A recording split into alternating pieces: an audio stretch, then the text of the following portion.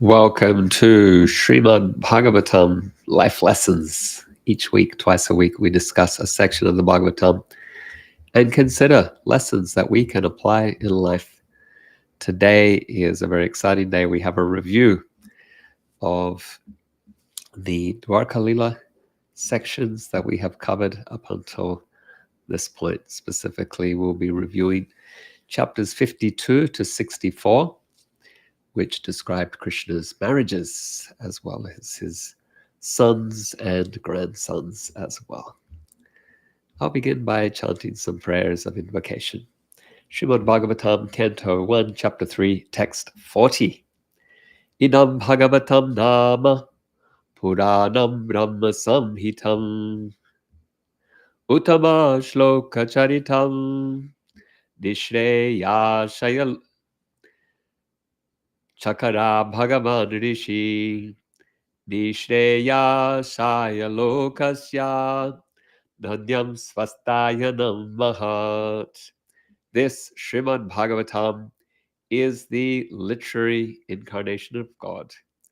It was compiled by Srila Vyasadeva, the incarnation of God. It is meant for the ultimate good of all people, and it is all successful, all blissful, and all perfect. Text 41. Taridam grahayam vasya sutam atma atmatam varam sarvavedi tahasanam saram saram samudritam. Srila Vyasadeva delivered it to his son, who was the most respected amongst the self-realized, after extracting the cream of all Vedic literatures and histories of the universe. Text 42. Satu samshravayam masha maharajam parikshitam prayo pavasitam ganyam paritam paramarshivi. Sukadev Goswami, the son of Vyasadeva, in his turn delivered the Bhagavatam to the great Emperor Parikshit, who sat surrounded by sages on the bank of the Ganges, awaiting death without taking food or drink. Text 43. Krishne svadhama pagate dharma janadi bi saha kalo nastadrisham desha purnarko danodita. This Bhagavata Purana is as brilliant as the sun, and it has arisen just after the departure of Lord Krishna to his own abode, accompanied by religion, knowledge, etc. Persons who have lost their vision due to the dense darkness of ignorance in the age of Kali shall get light by this Purana. How wonderful. Let us welcome some of our friends who have arrived to discuss Srimad Bhagavatam. Nikunja is with us from Auckland, New Zealand. Nikunja says, Hare Krishna Prabhu. Welcome, Nikunja. Great to see your name. Great to have you with us. Viren joins us, says, please accept my pranam, Prabhuji. Welcome, Viren, offering obeisances as we begin our discussion on Srimad Bhagavatam. Shama Manjari joins us from South Africa with a message. Hare Krishna Sri Prahalda Prabhuji and all assembled devotees, as an offering there of gratitude and sacred flowers.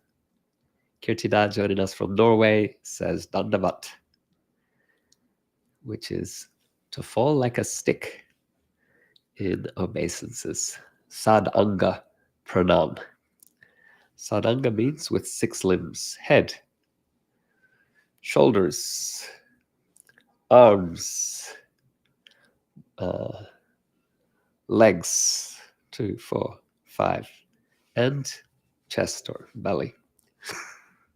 Sadanga Pranam. Harinam Dai Sindhuji is here, says Hare Krishna, happy Ekadasi. Welcome, Harinam Ji. Thank you for joining from Sydney, Australia. And we have, Harinam has very exciting news. He is now a father. of a beautiful little girl born a couple of days ago. Everyone, please send your blessings to the little one and your goodwill to Harinam and Premeshwari Vishnu Priya, two very proud parents, happy parents, bringing a young Vaishnavi into the world. Always a glorious thing. The world needs more Vaishnavas, Vaishnavis. Vaishnavas are the glory of the earth. Mother Bhumi, she feels relief. The more Vaishnavas that are on the earth, the more Mother Bhumi feels relief.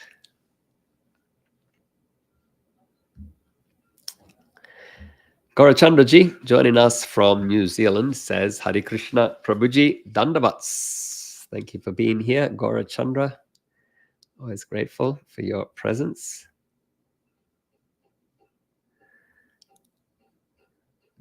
Joining us from Ukraine, with the greeting of Hare Krishna, written in Cyrillic, is Gaura.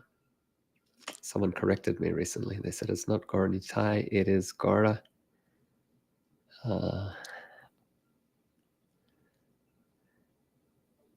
Maybe someone can decipher that. Thank you for joining us, Prabhu. Gaura Prabhu, we are grateful for your presence, and we are reminded of your God brothers and God sisters there in Ukraine, our God brothers and God sisters in Ukraine, serving under very, very difficult circumstances. So we ask everyone to keep those devotees in your hearts, in your minds, in your prayers. Thank you for being here.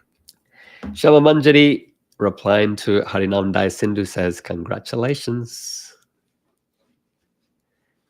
Yeah, hearty congratulations from us all. Janavamata, joining us from Dunedin, South Island, New Zealand, says, what did she say? Gaura Bhaktivinda Ki Jai. All glories to the devotees of Lord Chaitanya Mahaprabhu. Wonderful. Well, let's get started then. Today we have a review. And it's important to do because they help us to just take stock of where we are, where we have come. Before we move on, just to pause and appreciate what we have learned thus far before it becomes information overload. And so, yeah, we're just going to pause here at a juncture to just reflect where we have come from. So we're discussing the 10th canto of Srimad Bhagavatam. The 10th canto is very long. I believe it's about 1/3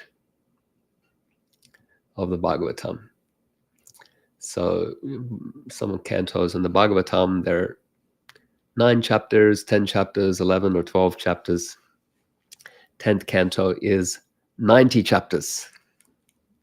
It's very extensive, and it focuses exclusively in describing Krishna's name, form, qualities, and pastimes. Therefore, it is the most beloved of the Vaishnavas, particularly the followers of Sri Chaitanya Mahaprabhu. We need to subdivide it because otherwise it's difficult to remember what are these 90 chapters about. So one way, easy classification, is Vrindavan pastimes, chapters 1 through to 40. And in that we can also analyze further Poganda Lila or Bala Lila, appearance and childhood, Poganda Lila, Kumar Lila, and finally Kishore Lila. So different ages is one way that we analyze the Vrindavan pastimes. Then we have the Mathura pastimes. These are just 10 chapters, chapters 41 to 51.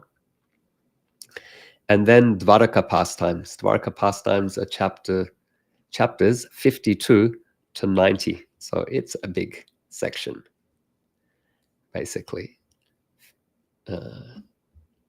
40 chapters, like the Vrindavan pastimes. Dvarka pastimes also have a lot a lot of chapters. And so we need to break these down and just pause from time to time as we discuss.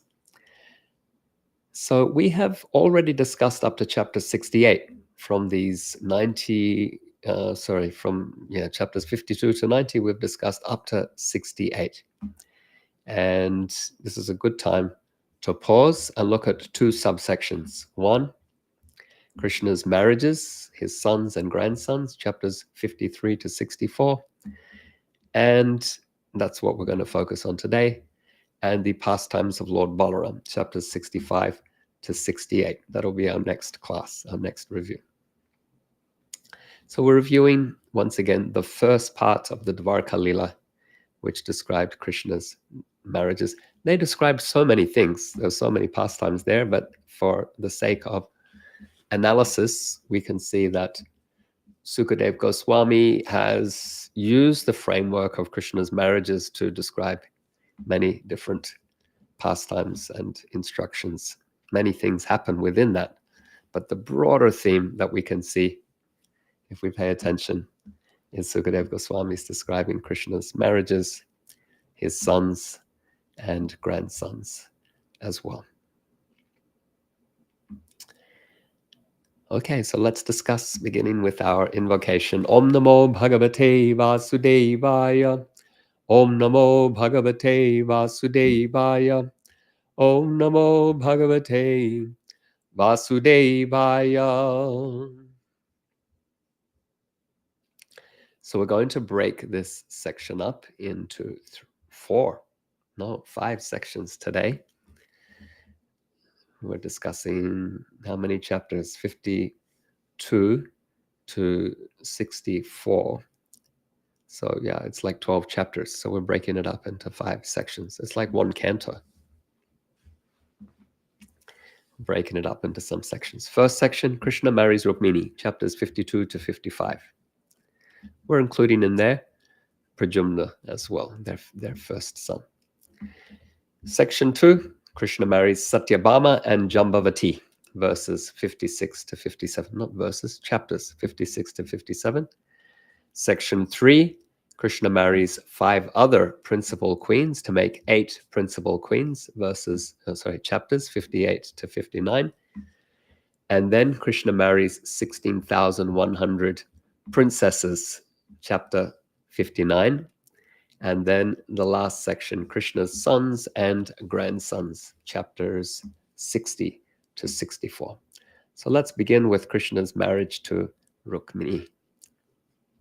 Rukmini, she awakened her love for Krishna by hearing about him from different visiting sages.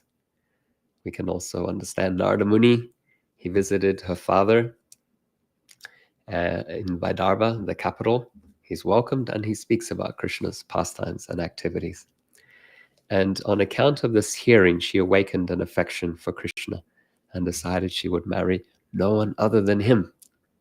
Unfortunately, her brother Rukmini hated Krishna and had plans for her to marry a demon, Shishupal.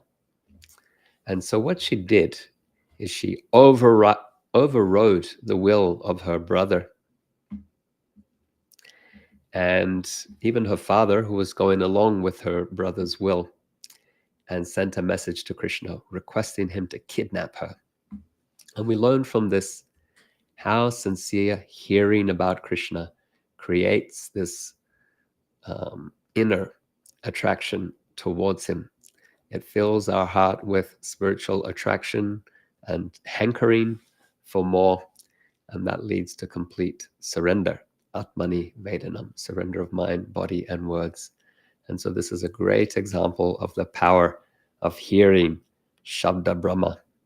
And then we also get an example of how Krishna reciprocates. Krishna responded to Rukmini's message with his agreement to fulfill her request that he come and kidnap her on her wedding day, demonstrating that Krishna reciprocates with his devotees according to how we approach him. If we take one step to Krishna, he takes 1,000 steps towards us. Rukmini he didn't give up. Krishna did come and kidnap Rukmini like a lion taking his, um, um, like a lion amidst so many other beasts in the jungle. He took Rukmini, he swept Rukmini up in his chariot and carried her away. And Rukmini attempted to fight with Krishna. He made a vow, in fact, not to return to a city until he had defeated Krishna, showing how the demons want to compete with the Lord. Even though there's no hope, there is no competition, no one can compete with Krishna. No one can desist Krishna's will when he wants something. No one can achieve something that Krishna himself does not sanction. Rukmini and Krishna, they eventually have a son. He is Pradhyumna. It is Pradhyumna who empowers the god of attraction, Cupid, Kamadev. And so Kamadev, who's been burnt by Lord Shiva's fiery glance, he also appears along with Pradhyumna. And he's kidnapped at birth by a demon, Sambara. But on reaching maturity, he's able to defeat this demon with the help of Rati, that is Cupid's wife, attraction or attachment. And he returns to Krishna and Rukmini in Dvarka. And there's a nice indication here. Rather than trying to crush desire and attachment or enjoyment, Kama and Rati, or Cupid and Rati, the Vaishnava cultivates the desire to return to Krishna and find pleasure in Krishna's service. Let's go to our second topic.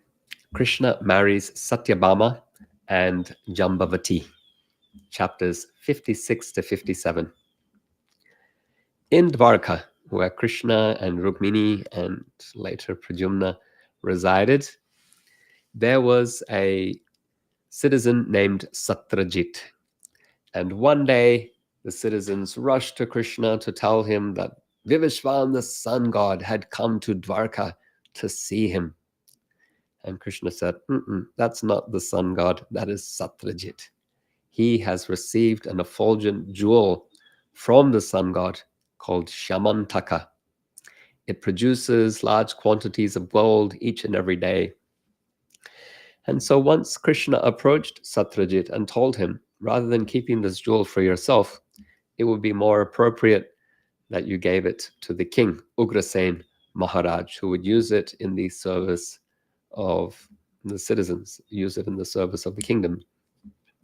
In the service of the Supreme Lord, kings, they organize sacrifice for the benefit of society, invoking the Lord's blessings. Satyajit didn't agree. He refused.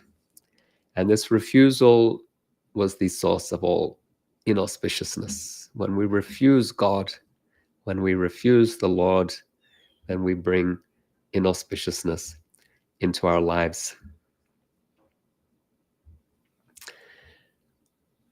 Shortly thereafter, one day, Prasena, the brother of Satyajit, went into the forest wearing the jewel, not a wise move. While in the forest, he was attacked and killed by a lion. And then Jambavati, the associate of Ram, the king of the bears who was living in that forest, killed the lion, took the jewel, and gave it as a plaything to his son. Satyajit assumed that Krishna had killed Prasena and taken the jewel, and he spread rumors to that effect among the people of Dvarka. And Krishna, he decided to go and find the jewel to get to the bottom of the matter and clear his name. So he went into the forest searching for the jewel, and after fighting with Jambavati for 28 days, Jambavati recognized his Lord. He offered prayers. He presented the jewel to Krishna along with his daughter Jambavati. And so this is how Krishna comes to marry his second wife, Jambavati, the daughter of Jambavati. She will have a son named Samba. We recently discussed, one of the pastimes involving Samba.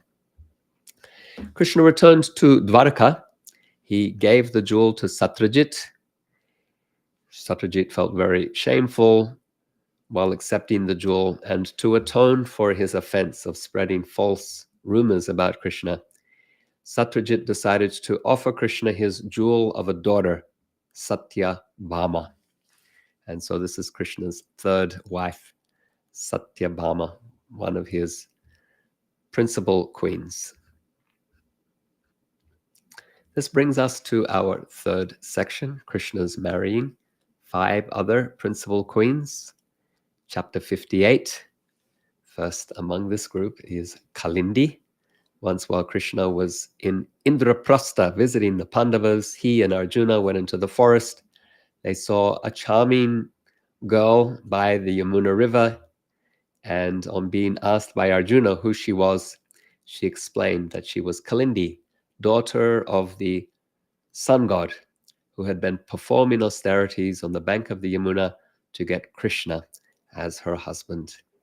And so Krishna, the omniscient Lord, took Kalindi into his chariot and later brought her to Dvarka, where he married her at an auspicious time, astrologically.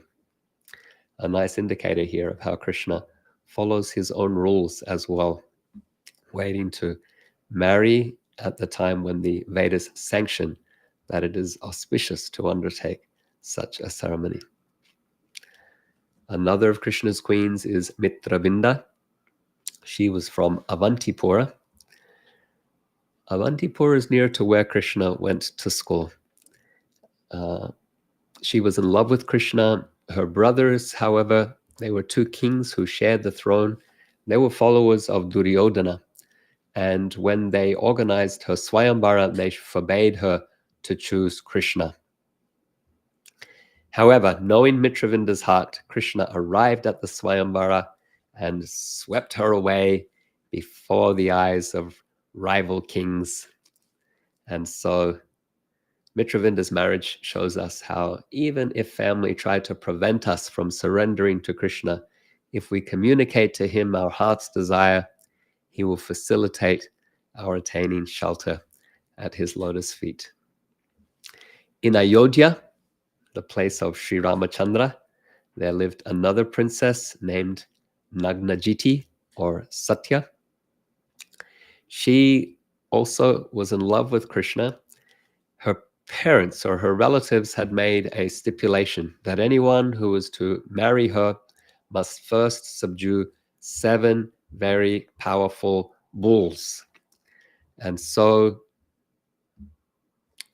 when Krishna came to visit Ayodhya, then he was invited to try to subdue those bulls, which he did in a most wonderful way. And that is by expanding himself as 7 Krishnas,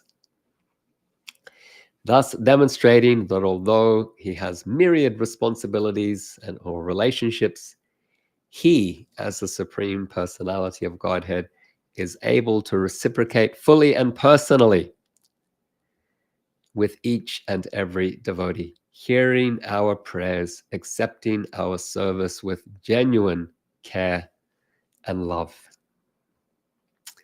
Another princess Krishna married was Bhadra.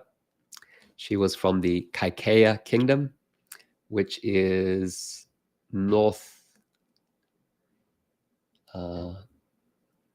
northwest of India today. Well, Afghanistan, really.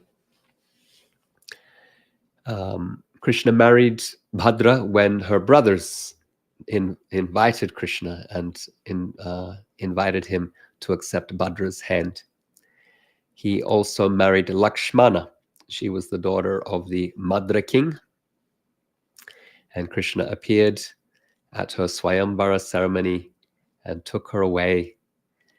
The Swayamvara ceremony was very similar to Arjuna's Swayamvara ceremony. In fact, a bit more complex, but it involved a spinning wheel and the having to fire an arrow while looking at a pool of water at an object behind a spinning wheel. Krishna was able to do that He is the Supreme Lord, but that's what the heroism that he had to show to win Lakshmana's hand in marriage. And these queens are all very proud of the different feats that Krishna underwent to win their hands in marriage, being Kshatriya girls, Kshatriya princesses. Krishna married another 16,100 princesses. These were equal to the 8 princesses or queens described thus far, Sukadeva Goswami tells us. He married them after killing Bhoma or Bhomasura, also known as Narakasura. He had very exalted parents. His mother was Bhumi, the earth goddess herself, and his father, the Supreme Personality of Godhead, Varahadev, who rescued the earth goddess from the depths of the Garbhodak ocean. After he rescued her, then, and she fell in love with him with conjugal feeling, he accepted her as his wife, and he bore her a child, Bhomasura or Narakasura. Unfortunately, he became a demon through bad association, and he engaged in all kinds of nonsensical activities, including stealing items from the demigods, stealing Varuna's umbrella and Aditi, Indra's mother's earrings. He also kidnapped thousands of princesses from across the universe.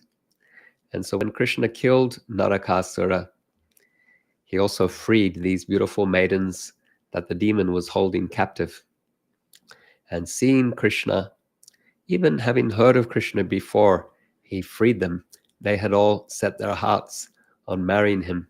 And when they saw him, their heroic rescuer, then they expressed their heart's desire to him that he accept them as their wives.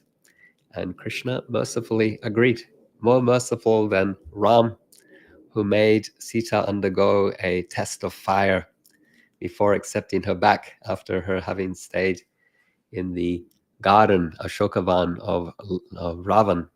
Krishna accepted these princesses and he married them all in Dvarka, wonderfully manifesting as many forms as there were princesses. And so he expanded himself as 16,108, 16,100 Krishnas to marry these princesses for a total of 16,108 incarnations.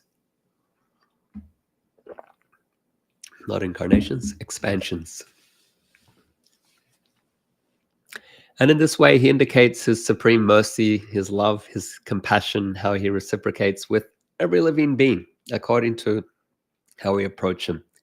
He has the ability to respond to each of us individually. Okay, we come to our 5th section. That's Krishna's sons and grandsons, chapters 60 to 64.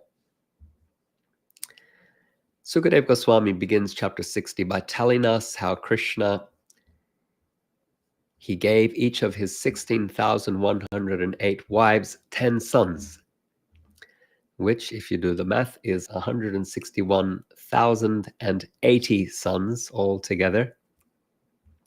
And then they had their own progeny, which comes into the millions, so millions of grandchildren.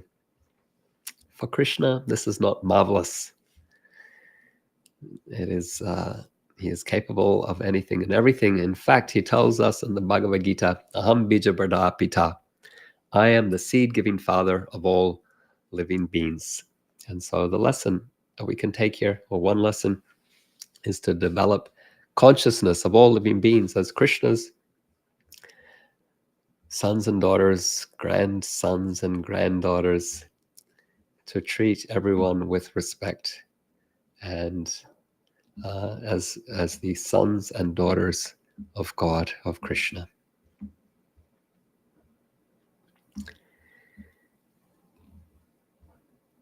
So that's the general description of Krishna's sons and grandsons, but we have some specific descriptions. One is the marriage of Pradhyumna and Rukmavati. In school, I had a teacher in New Govardhan. Her name was Rukmavati, disciple of Srila Prabhupada. Rukmi, the brother of Rukmini, despite having so much enmity towards Krishna, he had deep affection for his sister Rukmini, and so he granted his daughter Rukmavati in marriage to Krishna and Rukmini's first son, Pradhyumna. And so we have here a marriage between cousins. In Vedic culture, that's acceptable if it's a different gotra. So it wasn't a Yadu marrying a Yadu, but whatever Rukmi's line marrying into the Yadu family. And that is considered acceptable when it is not a marriage within the family of the the surname, we can say. If they don't have the same surname, it's acceptable marriage between cousins. If they have the same surname, then it is not regarded. That's a simplification.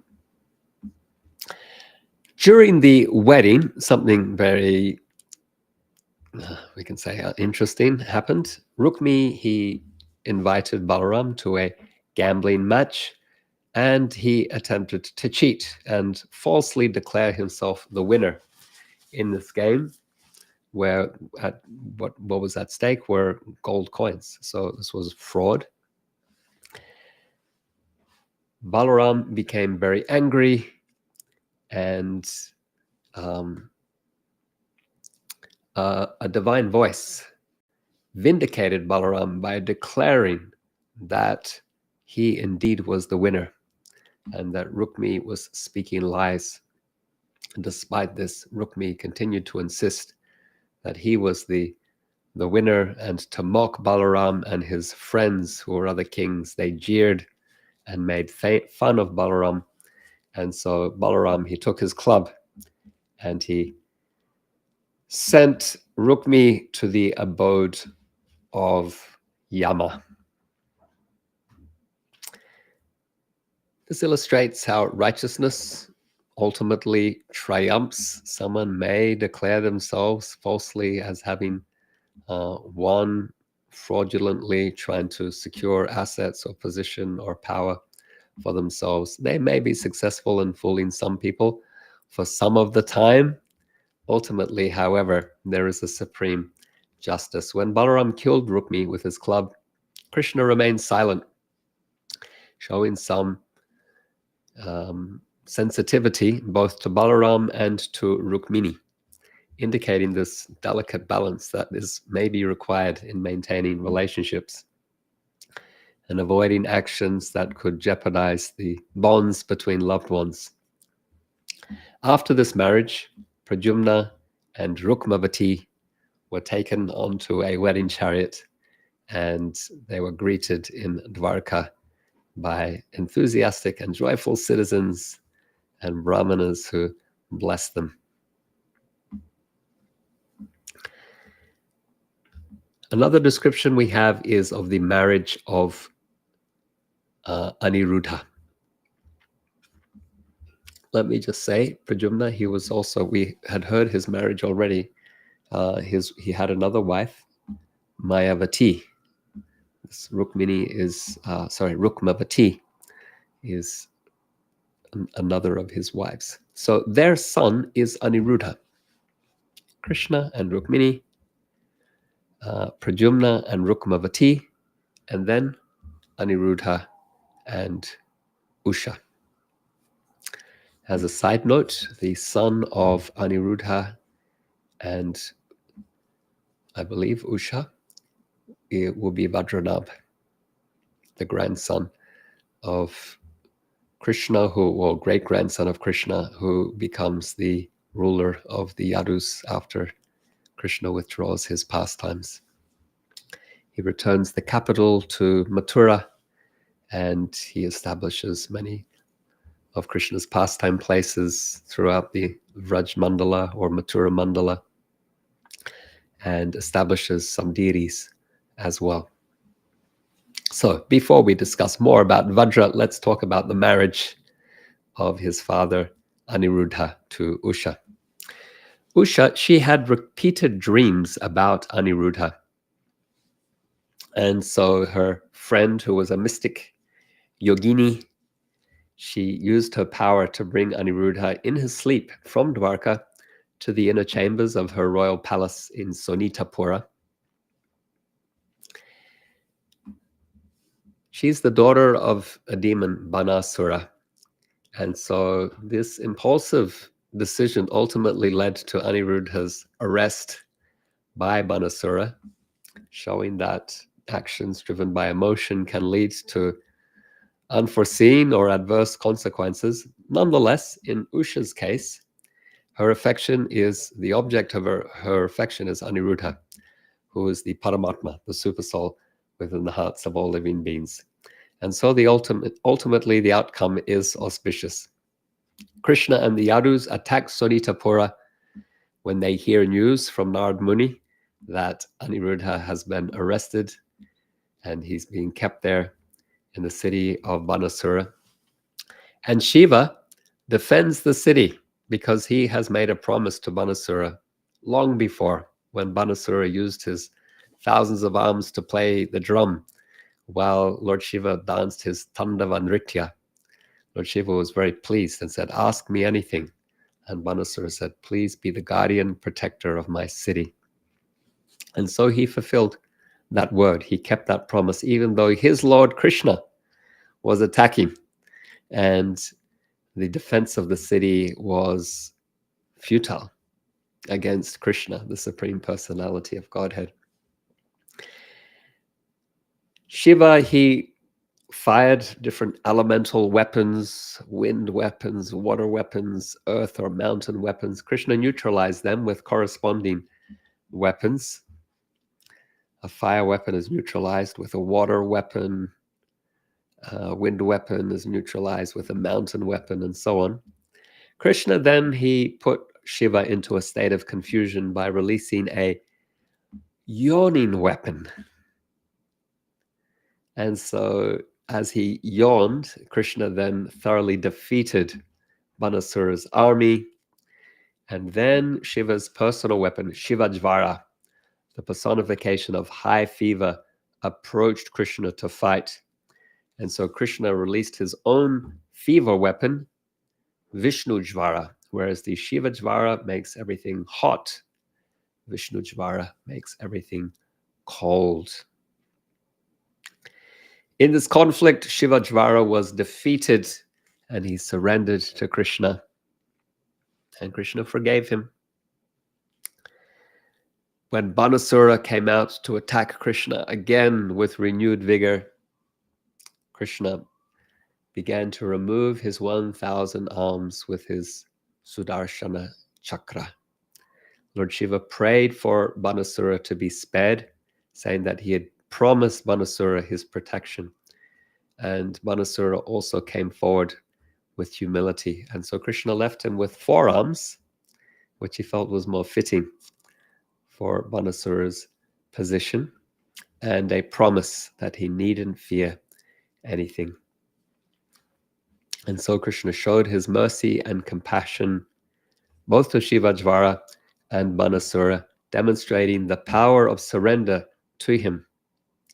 Banasura then brought forth Usha and Aniruddha seated on a wedding chariot, and so they made a procession to Dvarka, where they were honored by the citizens, Krishna's relatives, and the Brahmanas.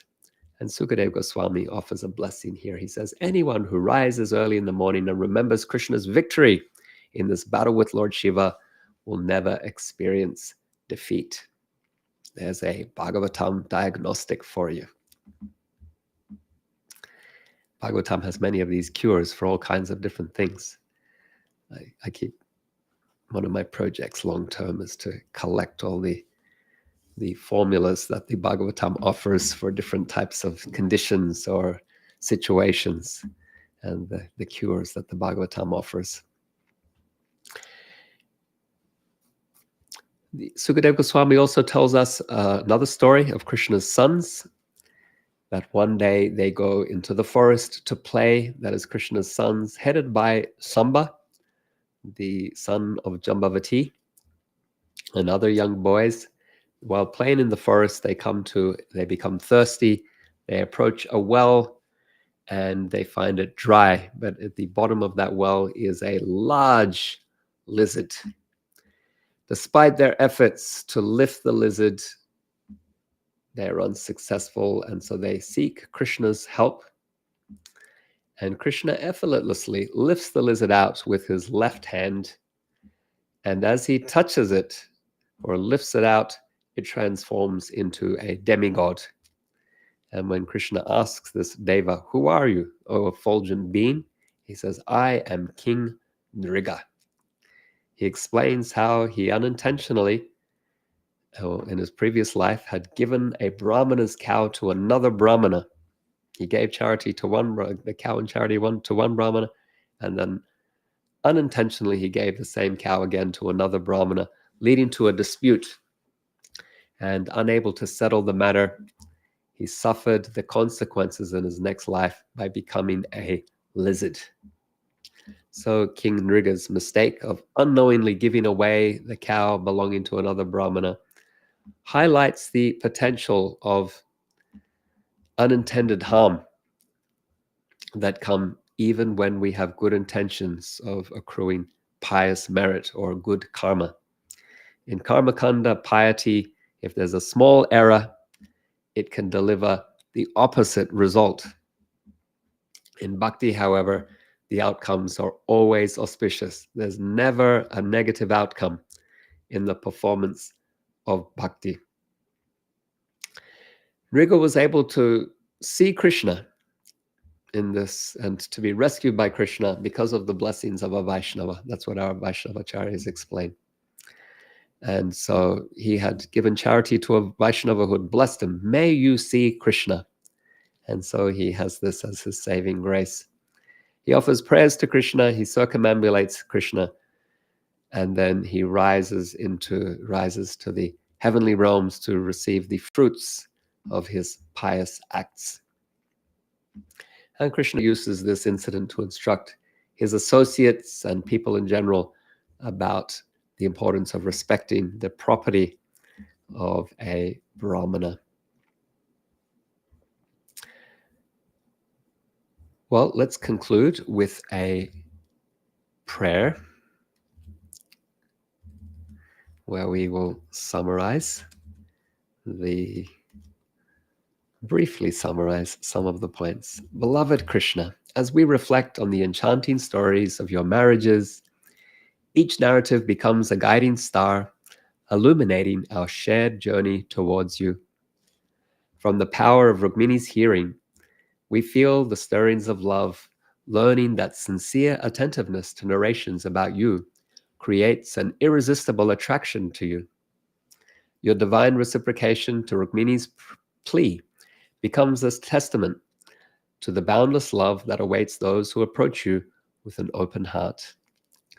The stories of Satyabhama and Jambavati and the 16,105 other queens paints a portrait of your inclusive love, teaching us to recognize that all beings are cherished children within your divine embrace.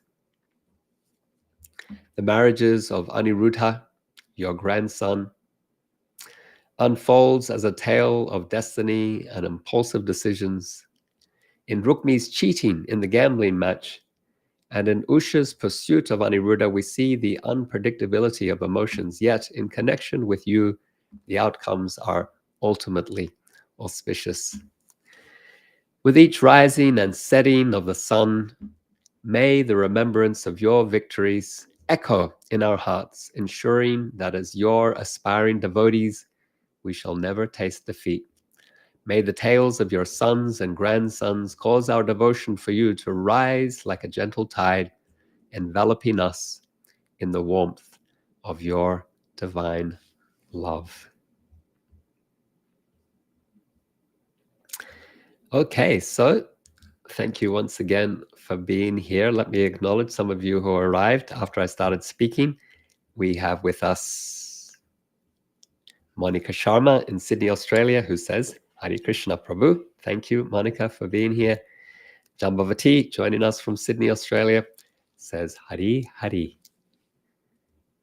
Gopal Krishna Das, joining us from New Zealand. Thank you for being with us. Grateful to have you here. Sorry, I said Krishna Gopal. I said Gopal Krishna. It says Krishna Gopal. Thank you for joining, Krishna Gopal Prabhu.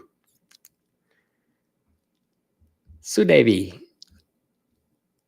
Sorry, I didn't make that mistake last time. Seva Devi. Seva Devi and Seva Puri are with us, sending greetings. They say Hare Krishna Sri Prahalda. Very nice peacock emoji there, reminding us of Sri Vrindavan Dham, and a lotus feet emoji as well. Wonderful. Seva Devi is a wonderful artist, and Seva Devi, Seva Puri, they post our prayers after each class as well. Jambavati says, thank you as always for sharing the nectar of these sweet transcendental pastimes with us. Just wondering how important astrology is in our bhakti journey. Should we use it in the same way the Lord did? Does our purity in Krishna consciousness diminish the influence of the planets on one's consciousness life? Good question. So I can answer this in a couple of different ways. You said, should we use it as Krishna does? So that's interesting. How is Krishna using astrology in this description? Astrology has two branches. One is called Jataka, and the other is called, I'm sure there are more classifications than this, but the other is called Muhurta.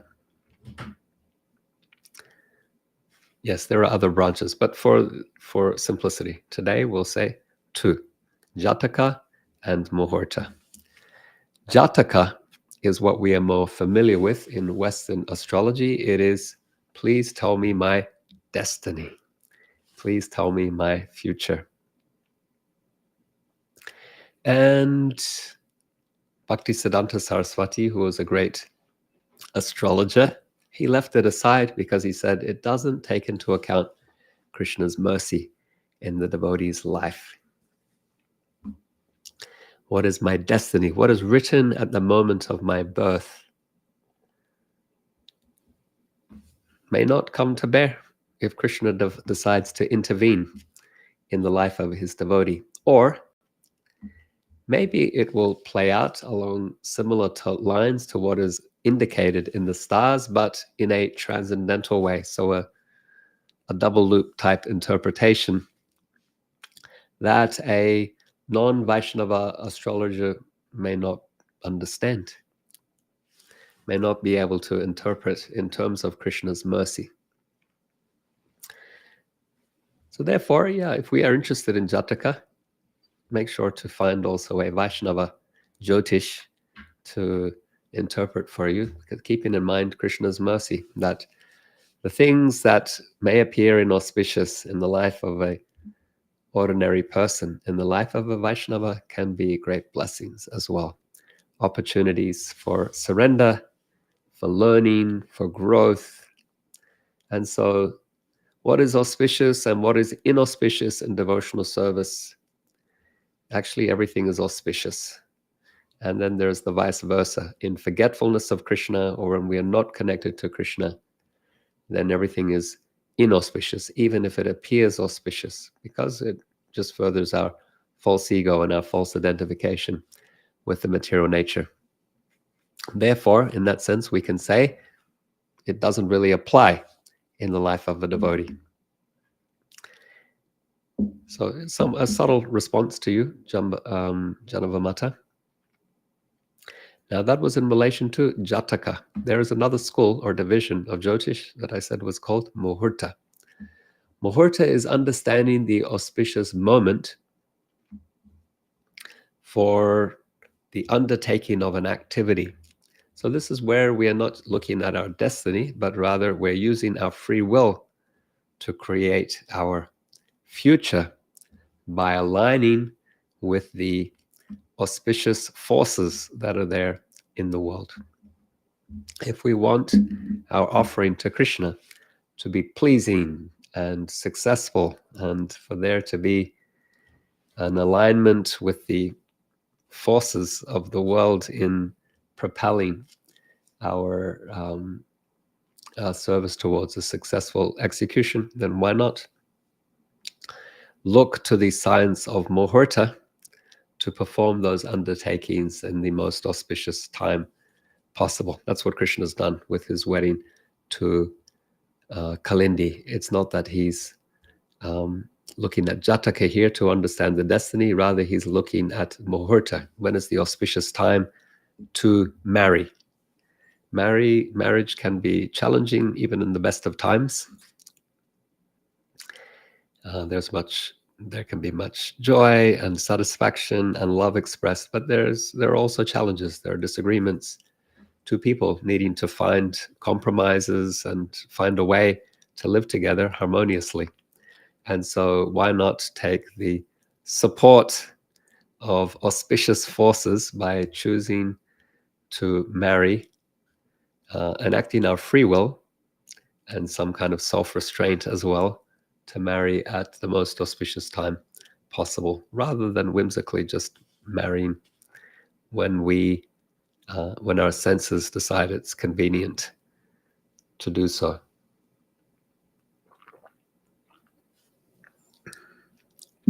I'm giving the example of marriage, but this applies to any important life event or activities such as temple openings, the beginning of some important undertaking. There is a science that Krishna has given, and we can take advantage of that.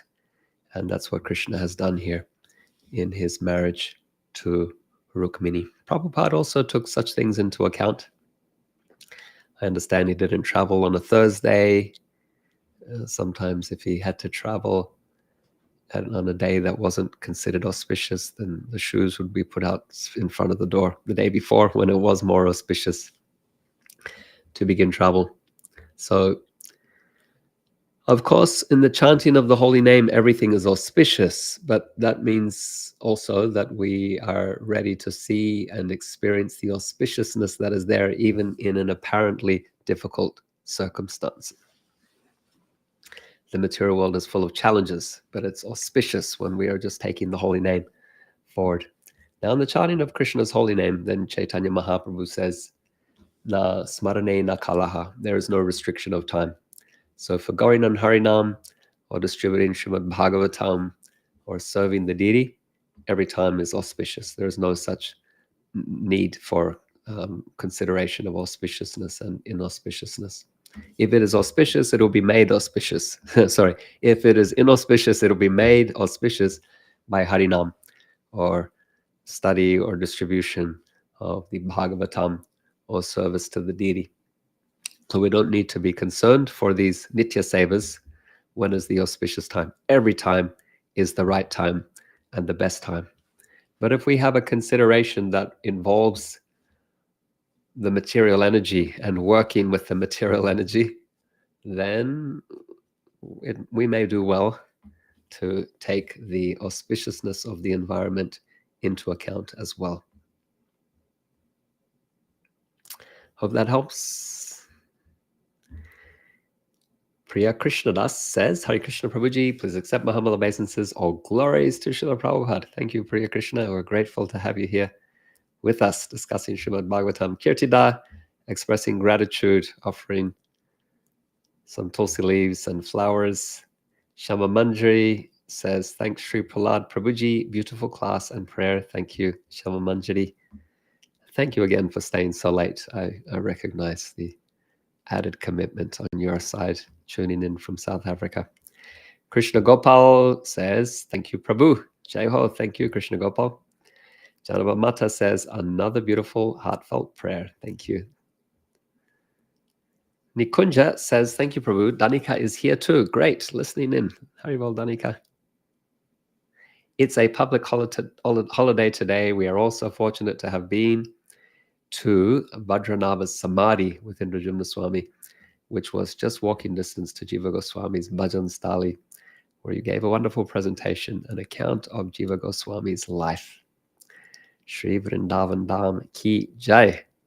So yes, recently in Vrindavan, some Siddha Mahant has given indication that a certain mound in Vrindavan is the Samadhi site of Vajranava, the grandson of Krishna and Rukmini, his great-grandson actually. So Krishna Rukmini, then Pradhyumna and Rukmavati, and then Anirudha, and I'm not sure the mother, possibly Usha. And then from their union, we get Vajranab, great-grandson who ruled the Yadus after Dvarka fell into the sea and the capital was returned to Mathura. He is a contemporary of Parikshit Maharaj as well, the grandson of Arjuna. Okay, let's conclude. Thank you all so very much for your association. As always, it's an honor, a privilege, and a pleasure to be with you and to discuss Srimad Bhagavatam with you. May you be healthy, may you be well, may you be safe, may you deepen your attachment for hearing Srimad Bhagavatam and remembering Srimad Bhagavatam. May you deepen your taste for chanting Krishna's holy name with attention. May you deepen your appreciation of Krishna's appearance in his form as Sri Vigraha, the deity. May you deepen in your respect and you're taking advantage of Krishna's manifesting his Dham on earth, that we can take shelter there. And may you take every opportunity to cultivate loving relationships with Vaishnavas, the people who share Krishna's blessings on earth and whose mercy we all depend upon.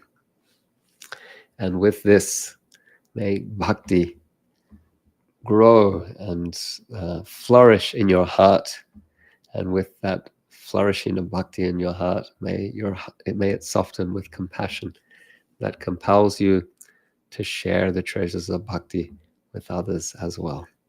Grantaraj Srimad Bhagavatam ki jai, Srila Prabhupada ki jai, Samaveta Bhakta Vrinda ki jai, Nitai Gaur